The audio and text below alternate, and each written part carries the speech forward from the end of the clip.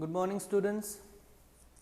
In last lecture, we cover up some important topics of chapter number 8, agriculture sector, which we have seen importance of agriculture sector, present situation of agriculture sector in India, in which various aspects are covered. Now, the new topic, causes of low productivity of agriculture. Agriculture में production मतलब productivity कम होने के क्या क्या reasons है, जिसमें से पहला है in institutional factors. The influence of those farmers who work in the institutions are felt in the physical, social, economic and legal factors are institutional factors and such factors are negative in India and due to that agriculture development is very low or of a very least level. मतलब ये institutional जितने भी factors है आपको यहाँ पे दिया, physical factors है, social factors, economical factors, legal factors, जो इंस्टीट्यूशनल फैक्टर्स के जाने जाते हैं, और ये सभी नेगेटिव है इंडिया में.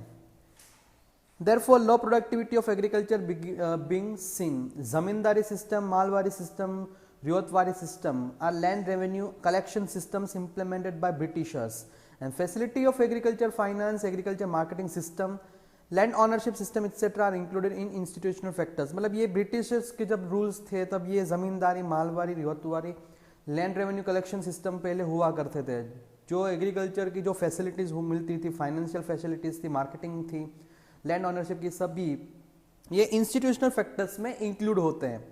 And these institutional factors remain resistant or negative. Due to this, agriculture productivity has also remained low. जिसमें हम लोग अभी फर्स्ट पढ़ेंगे land revenue collection system. 3 revenue collection systems, zamindari system, malwari system and jyotwari system were prevalent during India's independence, and tenants of land or landless laborers were cultivating the land under this system. मतलब जिसके पास ज़मीन नहीं हुआ करती थी वो दूसरे की ज़मीन में खेती करते थे, वो या तो कोई ज़मीन एज ए रेंट पे लेके एग्रीकल्चर प्रोडक्शन करते थे. A large share of crop और just by living substance level of farmer the entire crop was compulsory taken by the landlords as rent of land. मतलब जो भी ज़मीन पे वो खेती करते थे उसमें से मोर देन 75%, ज़्यादातर ज़मींदारी सिस्टम या तो मालवारी सिस्टम में जो लैंड ऑनर्स थे वो ज़्यादातर जो भी क्रॉप प्रोडक्शन होता था वो ज़्यादातर अमाउंट ले लेते थे और थोड़ा बहुत ही फार्मर्स जो खेती करते थे उसके लिए छोड़ देते थे. And this was the reason why farmers were not interested in increasing productivity as they did not make efforts to increase production और they were not ready to implement any innovation. So agriculture production remain about stagnant. मतलब ये भी एक reason है कि जिसकी वजह से प्रोडक्शन में कोई इम्प्रूवमेंट नहीं दिख रहा, जिसकी वजह से फार्मर्स थोड़ा इंटरेस्ट एग्रीकल्चर सेक्टर में थोड़ा थोड़ा धीरे धीरे कम कर रहे हैं. As a result agriculture production did not increase as per the nation's requirement and not according to the requirement of the cultivators. That means कि ये पूरा जो रीजन है वो नेशनल वाइज देखा जाए तो नेशनल वाइज के जो डिमांड है उसके हिसाब से अपना एग्रीकल्चर प्रोडक्शन बहुत ही कम है. मतलब ये अभी कल्टीवेटर्स की रिक्वायर के डिपेंडेंट नहीं है, पूरा देश के जो डिमांड है उसके ऊपर एग्रीकल्चर सेक्टर डिपेंडेंट हो गया. After independence to protect tillers and to control rent of lander, tillers land act was passed. Tillers मतलब कि जो लैंड पे काम करते हैं वो छोटे बहुत farmers, and but this act was not completely implemented and due to that farmers are not exploitation free. Finally productivity of agriculture become serious issue. मतलब ये टीलर्स लैंड एक पास हुआ था जिसमें छोटे बहुत जो फार्मर्स होते हैं उसके पीछे जो भी कोई हैरेसमेंट होता था या फिर कोई ज़्यादातर खेती करते तो ज़्यादातर अमाउंट वो लैंड ऑनर्स ले लेते हैं, वो सब रोकने के लिए ये एक्ट पास हुआ था. फिर भी उसका इम्प्लीमेंटेशन कम्प्लीटली नहीं हुआ, जिसकी वजह से भी पूरा एक एग्रीकल्चर सेक्टर अपना डाउन हो गया. दूसरा agriculture finance. Majority of the farmers are facing poverty in India and they are in need of agriculture finance to buy fertiliser, seeds, pesticides etcetera. They require finance to do cultivation. मतलब ये finance की requirement क्यों होती है, क्योंकि उसको farmers को fertiliser, seeds, pesticides etcetera purchase करना होता था. But since independence, a great role is played by private money lenders. 71.6% agriculture finance business was managed by money lenders in 1951. 1951 में money lenders जिसके ज़्यादा 71.6% agriculture finance money lenders through आते थे and they were providing finance at a very high rate of interest. सबसे ज़्यादा interest रख के money lend करते थे and not even that they were doing manipulation of account to exploit poor farmers. और manipulate करते थे पुअर फार्मर्स को, मतलब ज़्यादा इंटरेस्ट चार्ज करते थे, उसमें भी थोड़ा फाइनेंशियली थोड़ा प्रॉब्लम क्रिएट करते थे. उसके हिसाब से जो भी ज़मीन होती थी वो मतलब उस पे ऊपर भी जो भी प्रोडक्शन होता था उस पर भी वो ज़्यादा अमाउंट चार्ज करते थे. After independence government had nationalised banks which is reduce the importance of money lenders. और इंडिपेंडेंस के बाद गवर्नमेंट ने नेशनलाइज्ड बैंक्स इंट्रोड्यूस किया जिसकी वजह से मनी लेंडर्स का जो इंपॉर्टेंस था वो थोड़ी धीरे धीरे घटने लगा. And government has expanded institutional agriculture finance by constructing regional rural banks in 1975 and national bank for agriculture and rural development NABARD in 1982. मतलब 1982 में ये नाबार्ड बैंक की स्थापना हुई. And due to all this efforts the role of money lenders fell down to 27%. ये bank institutional bank की establish होने के बाद मनी लेंडर्स की जो थोड़ा टोटल पॉपुलेशन था धीरे धीरे घट के 27% तक आ गया. Where remaining entire agriculture credit is manage by institutes. मतलब कि ज़्यादातर अभी एग्रीकल्चर जो फाइनेंस आता है वो एग्रीकल्चर बैंक से आता है. This factors prove that farmers are paying higher cost to avail credit and due to that their revenue profitability remain very low. मतलब जो भी ये लोन परचेस करते थे या फिर लोन लेने के बाद भी जो भी पेस्टिसाइड्स है सीड्स है वो परचेस करने के बाद भी उसका प्रोडक्टिविटी मतलब उसकी प्रॉफिटेबिलिटी फिर भी मतलब क्रॉप प्रोडक्शन का जो भी सेल करके जो भी इनकम जनरेट होती थी वो इनकम की अमाउंट जैसे लोन के कंपेयर में फिर भी बहुत कम मिलती थी. As profits are remaining very low farmers are not much interested to improve productivity on to do agriculture oriented work and agriculture productivity has also remained low. मतलब कि ये प्रॉफिट कम मिलने की वजह से लोग फार्मर्स ज़्यादातर एग्रीकल्चर सेक्टर को थोड़ा अभी इम्पोर्टेंस कम देने लगे हैं. Then third agriculture marketing. Due to weak infrastructural facility Indian remote villages are not having adequate road और transportation facility to connect agriculture markets. Even agriculture markets have different rates of produce at the time of season and at the end of season. मतलब dependent हो गया अपना ये जो भी agriculture market है या तो एग्रीकल्चर प्रोडक्शन है वो डिपेंड है कि सीजनल है. मतलब ये विंटर है समर है या तो मॉनसून है वो डिपेंडेंट हो गया पूरा सीजन के wise agriculture production. Majority cases high price benefits go to traders and holders. Farmers who are under the debt are forced to sell their crop before crop get ready to local lenders and brokers. मतलब majority जो भी prices होते हैं वो ज़्यादातर traders और holders ले जाते हैं. मतलब फार्मर्स जो भी क्रॉप प्रोडक्शन करते हैं उसके हिसाब से उसको इनकम नहीं मिलता है. And farmers list informative so they do not have knowledge about market knowledge of market rate selling procedure etcetera. मतलब कि ट्रेडर्स को मार्केट का प्रोसीजर सबको पता होता है कि मार्केट में रेट क्या चल रहा है, मार्केट कैसा है, उसकी सेलिंग प्रोसेस कैसी है. मतलब फार्मर्स को ये डिटेल्स पता नहीं होती है, मार्केट के रिलेटेड कोई भी डिटेल्स पता नहीं होती है. And therefore they are not able to get good returns for their crop. जिसकी वजह से उसको जो भी क्रॉप प्रोडक्शन हुआ है उसका अच्छा रिटर्न्स नहीं मिलता है. And due to this they become pessimist, जो उसकी वजह से फिर से वो थोड़ा निराश होते हैं. देन न्यू टॉपिक है rural social structure. Indian farmers are fatalists and having least information. Rural society is bound with old traditional and structures. As they are fatalists, they accept problems given by nature and accept situation of scarcity.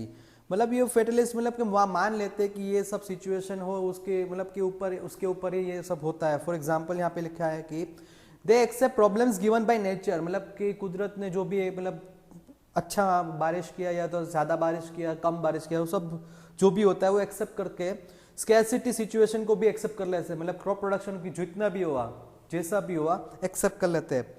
So they do cultivation for their subsistence only. मतलब जितना जरूरत है उतना ही वो crop production करेंगे. And they are not having motivations to attain economic development cultivation increase in income. मतलब ये अभी वो ज़्यादातर फार्मर्स की मेंटालिटी ऐसे हो गई कि ज़्यादा वो मैन्युफैक्चरिंग करेंगे तो क्रॉप प्रोडक्शन मतलब जितना भी होगा, बेचने जाएंगे, सेल करने जाएंगे, वैसे भी इनकम कम होगा, तो वो क्या करेंगे, जितना अभी ज़रूरत है, जिसका उसकी कैपेसिटी है, उसके हिसाब से वो क्रॉप प्रोडक्शन करेंगे। मतलब कि वो economic development of cultivation, increase in income, वो सब बारे में सोचना बंद कर दिया। And this is the reason why agriculture where is the centre point of rural area is having low productivity. मतलब रूरल एरिया की जो सेंटर पॉइंट है एग्रीकल्चर प्रोडक्शन, वो धीरे धीरे अभी कम होने लगा। Then technological factors, Indian agriculture sector utilizes old traditional technology, old equipments, ideologies, techniques, etc., which make agriculture weak. Even in the present, farmers use plow and bullock instead of tractors. मतलब अभी भी कुछ rural area में ऐसे मिलेंगे आपको कि वो बैलगाड़ी यूज करते हैं खेती करने के लिए instead of tractors. They use traditional seeds instead of the hybrid seeds which give low productivity. Traditional seeds का यूज ज़्यादा करेंगे हाइब्रिड सीड्स से, जिसकी वजह से प्रोडक्टिविटी लो रहेगी। They use cow dung as manure instead of chemical based fertilizers. Chemical based fertilizer मतलब खातर जिसको बोलते हैं हम लोग, वो cow dung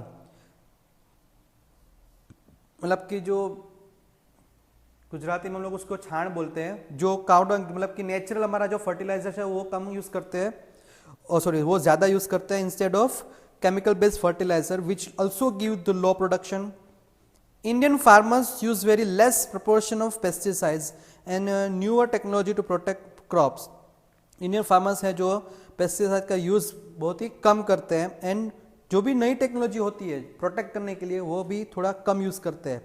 and therefore Indian agriculture sector moves ahead very slowly. मतलब जैसे जैसे टेक्नोलॉजी एग्रीकल्चर सेक्टर में बढ़ रही है उसके हिसाब से एग्रीकल्चर मतलब ये जो फार्मर्स है वो टेक्नोलॉजी को एक्सेप्ट नहीं कर पा रहे हैं। एंड देन अदर फैक्टर्स जिसमें फर्स्ट है pressure of population. One of the big reason for low productivity of agriculture sector is population pressure on it. And population pressure on agriculture sector can be understood by dependency on agriculture about employment.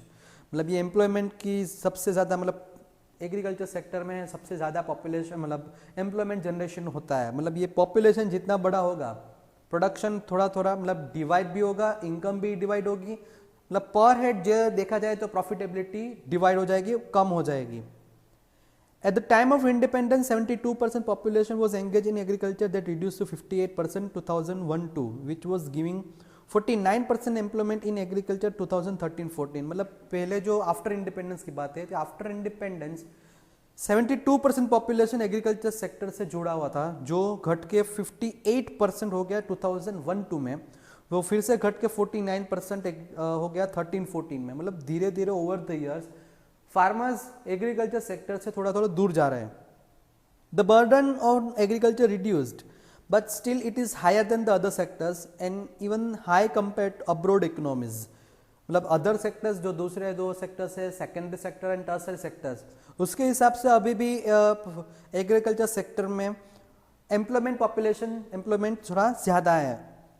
Here total produce of agriculture being distributed on the grounds of the production or income among big mass of population, it shows the low productivity of labor।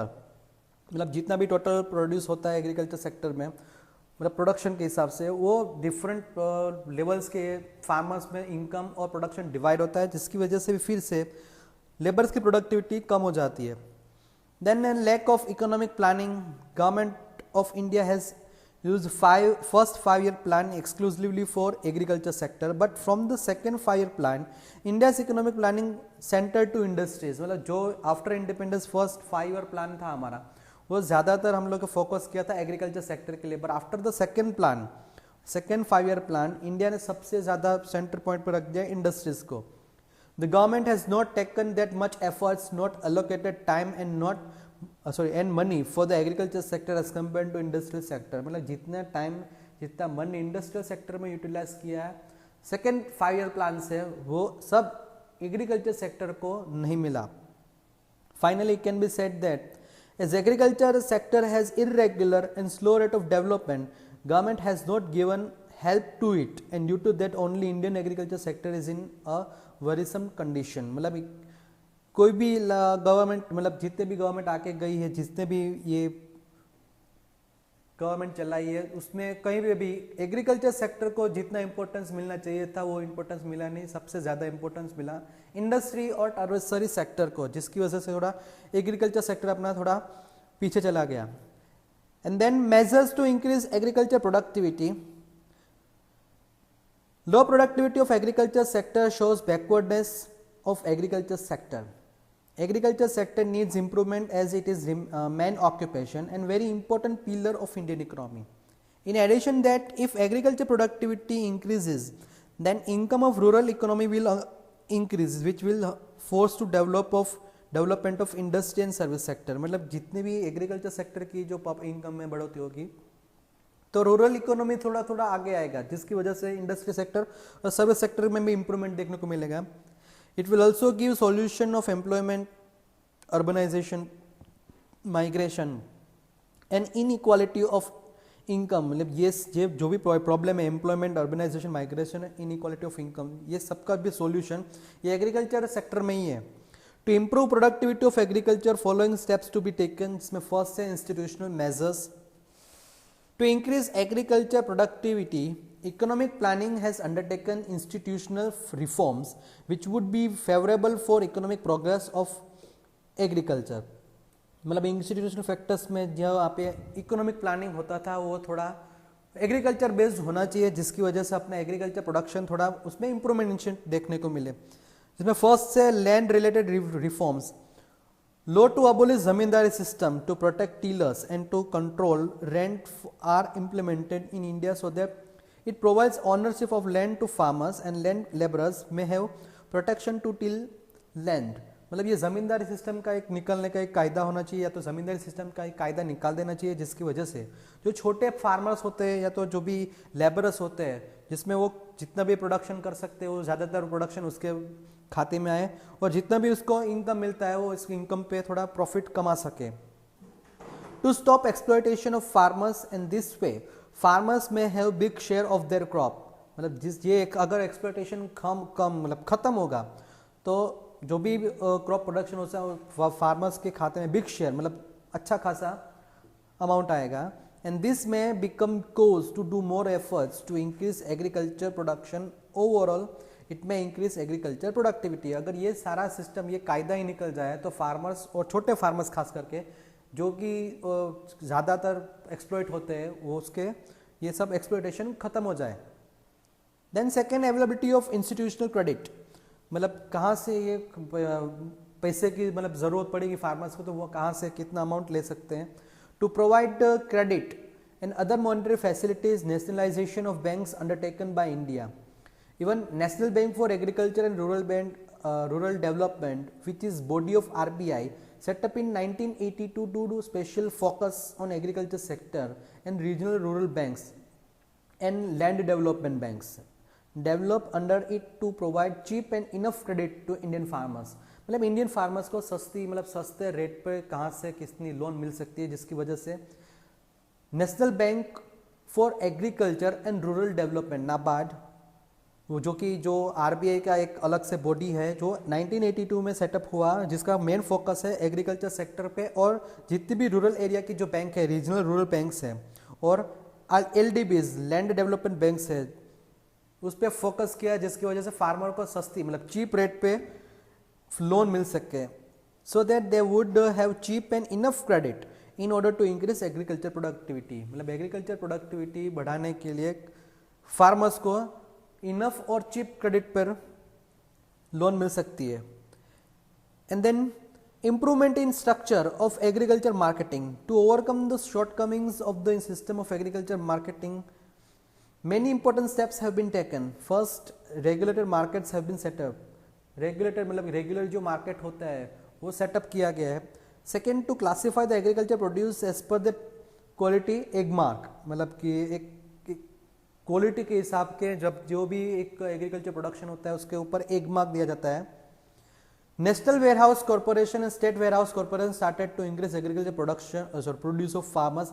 मतलब warehouse facilities provide की गई है farmers को. National warehouse corporation and state warehouse corporation, अगर कोई problem हुआ या तो कोई सीजन में चेंज हुआ तो आप वो गोडाउन का यूज भी कर सकते हो. Systems have been developed to provide information about prices of agriculture produce, prices के रिलेटेड जो भी एग्रीकल्चर मतलब इंफॉर्मेशन थी वो भी अभी उसका एक सिस्टम डेवलप हो गया है जो फार्मर्स को उसको पहले से ही पता चल जाएगा कि अभी ये क्रॉप प्रोडक्शन का कितना अमाउंट मिलने वाला है. And then to protect farmers from market price changes, bottom price being announced by the government. अगर मार्केट प्राइस चेंज होती है तो उसका जो लास्ट प्राइस बॉटम प्राइस होता है वो भी गवर्नमेंट अनाउंस कर देती है. And then agriculture research. Indian farmers are not able to do research as they are less educated, therefore they don't know, their duty is allotted to NABARD. It does many researches and it gives knowledge and training to farmers about it. मतलब agriculture research मतलब ये farmers होते हैं वो खास पढ़े लिखे होते नहीं है, तो ये नाबार्ड होते हैं उसको एक ड्यूटी मिल गया है कि जो एग्रीकल्चर रिलेटेड जो भी रिसर्च वर्किंग होता है वो सिर्फ ये नाबार्ड ही कर सकती है. So farmers should not cultivate only with the traditional technique, but they produce as per rising demand and by that earn more income and start doing market oriented production. मतलब अभी फार्मर्स को थोड़ा कल्टीवेशन ज़्यादा नहीं करना है, old technique का use कर सकते, बट एज पर डिमांड उसका इंक्रीजिंग मतलब एग्रीकल्चर प्रोडक्शन इंक्रीज होना चाहिए जिसकी वजह से वो ज़्यादा इनकम कमा सके और मार्केट ओरिएंटेड प्रोडक्शन जल्दी शुरू कर सके. To include them in agricultural reform programs, collective rural development programs, panchayat raj, integrated rural development program, Jan Dhan Yojana etc. started to modernize the agriculture sector to direct them for increase in agriculture productivity. मतलब ये सारे जो भी programmes है government ने चालू किया है वो अल्टीमेटली प्रोडक्शन एग्रीकल्चर प्रोडक्टिविटी को इम्प्रूव करने के लिए हुआ है. And then next topic technological measures जो हम लोग नेक्स्ट लेक्चर में कवर करेंगे.